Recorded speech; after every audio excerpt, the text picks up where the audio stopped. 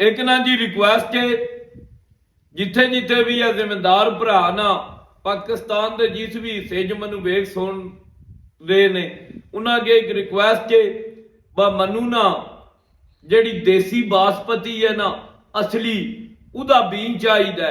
जे किसी भरा को प्लीज मनु ना कमेंट से दसे। मैं ना वो किसी मेरे दोस्त भाई ने बड़े प्यारे उन्होंने फरमाइश है, तो मैं ना उन्होंने जिहड़ी भी उन्हें कीमत आखी ना जितना भी महंगा उन्हें दिता मैं वो लै ला आंदा। 2 किलो लाभ जे, 4 लाभ जे, 5 किलो लाभ जे।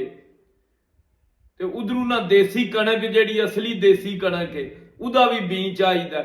ऐ ना किसी भरा मेरे दी फरमाइश है, तो बराए मेहरबानी ऐ कुछ चंद हज़ारां वास्ते ना झूठ ना बोलियो। जे असली किसी को होया ना बी हो देसी बासपति का ते देसी कणक का, ते ओ बराए करम मेरे नाल लाजमी राबता करो।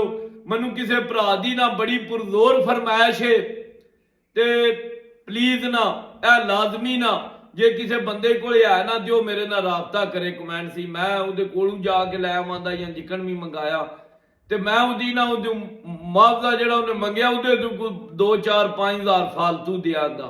ऐ ना जी लाजमी ना ऐ मेरी पोस्ट ज्यादा तो ज्यादा शेयर करो ताकि सारे दोस्तों भाइयों ताई ना इतला पहुंच जाए।